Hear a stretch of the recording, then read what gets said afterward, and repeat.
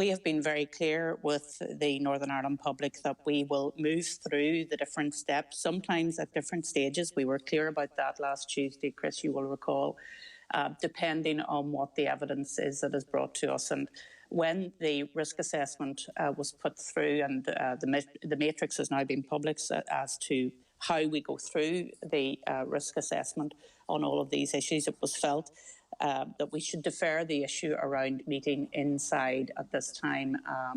I know that people will be disappointed about that, but we did say that we would only rely on the medical advice, and that's what we're doing at this time.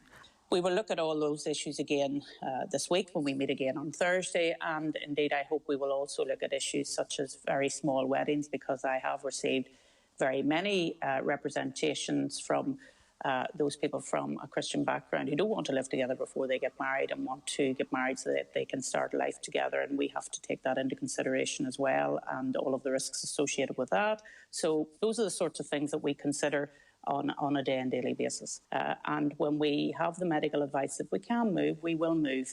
And I hope that people do get some comfort from the fact that they can now travel, albeit we hope people will be reasonable and will be sensible around that, to see other people outdoors up to groups of six, in groups of six. So I hope that that provides some release, as I do in relation to some of the outdoor sports that can now take place, whether it's angling, or golf or whatever.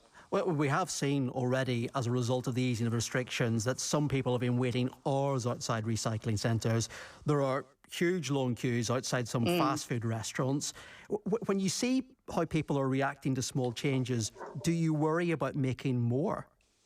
Well, that's why we will have to now wait and see how these changes that we've made will impact on the transmission of the virus in the community. We will be looking very carefully at that, taking advice, obviously, from those who are watching it. And it's also why, Chris, that the regime of testing and tracing is very important moving forward, so that we can follow where the disease is in our community as we move out and try to lift the restrictions. And unfortunately, if the disease looks as if it is growing again and the R number goes above 1, then we may have to take steps backwards. We've always been very open about all of that. We hope we don't, and we hope we keep going on the trajectory of lifting restrictions step by step. And we're asking the public in Northern Ireland to work with us in trying to do that. And if they go on the advice that we're giving them, work with us in the small steps, and we acknowledge there's small steps that we're taking, then hopefully we'll be able to move to the next stage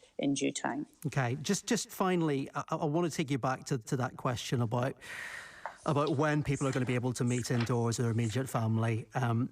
It is something that is so important, and you will know this from talking to people and probably from your own experience as well, about how important it is for some families to see their loved ones.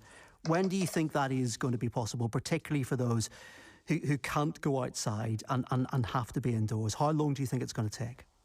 Well, Chris, I can't predict, because I'm not the virologist and I'm certainly not the Chief Medical Officer, but I will give you this commitment, and I'll give this commitment to the people of Northern Ireland. We are constantly reviewing the medical evidence behind all of this, and we will look again at this issue on Thursday of this week. OK. Arlene Foster, First Minister, thank you very much indeed.